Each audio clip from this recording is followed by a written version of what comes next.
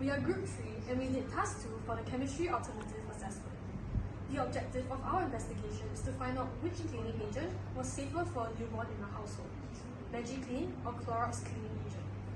Thus, we tested for how irritable each of the cleaning agents were to the skin by measuring the pH of the cleaning agent through thermometric titration.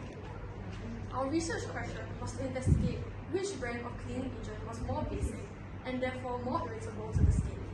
And we hypothesized that the MagiClean brand was less of an irritant and that it was safer to use. According to their product labels, MagiClean has a lower concentration of sodium hypochlorite as compared to Clorox. Because sodium hypochlorite is a base, MagiClean would thus be less basic as a result.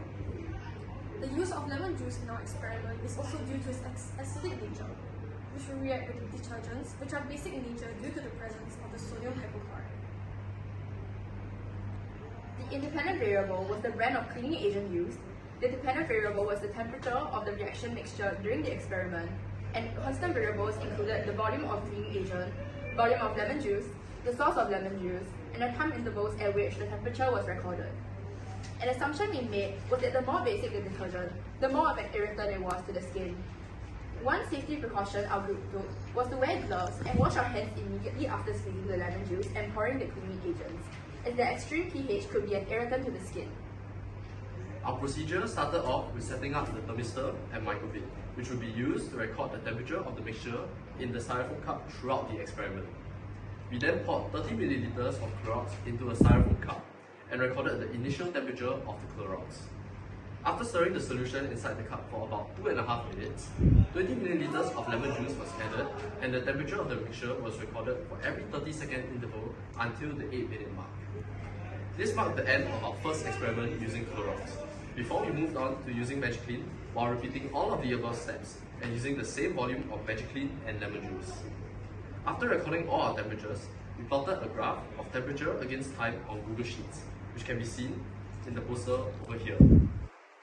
From both graphs, we can infer that the overall increase in temperature for Clorox is greater than MagiClean. Clorox's maximum temperature is 34.5 degrees Celsius, while MagiClean's maximum temperature is 33.1 degrees Celsius. Our results are shown in the graphs over here. Since the overall temperature of Clorox is higher, this implies that Clorox had a stronger and more vigorous reaction, thus indicating that Clorox has a higher pH and is thus more basic than MagiClean. However, several improvements could have been made to our experiment, including using a lid with a hole to reduce heat loss to the surroundings and adding repeats to the experiment. Our experiment could also be expanded to other brands of cleaning products. Hence, our conclusion is that using MagiClean as a cleaning agent is likely to be more safe for babies, as a less basic cleaning agent is less likely to harm and irritate a baby's sensitive skin. We hope that our experiment could serve as an advisory for parents in the future to help them make more informed decisions as to their choice of cleaning products. Thank you. Question is, what challenges do you face? I think one challenge that our group faced was time constraints, because we couldn't find the right time to meet up during the holidays. So I think how we solved the problem was that even though not all of us were present for the experiment, I think we just made sure to update each other and communicate properly on what was being done and how the experiment was being conducted, so that we're all on the same page.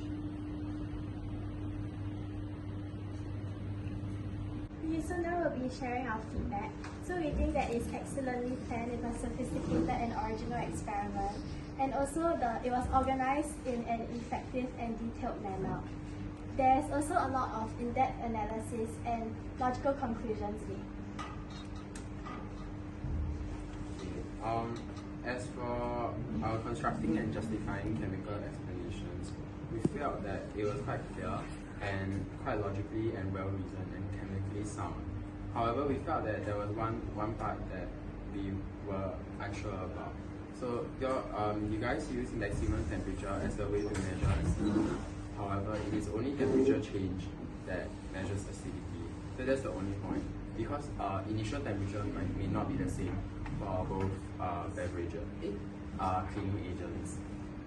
Yeah, and Other than that, everything else was quite effectively used to accurately explain the reactions, and maybe more about like the acid-base reaction, like the Bronsted-Lowry, whatever, the theories, things like that.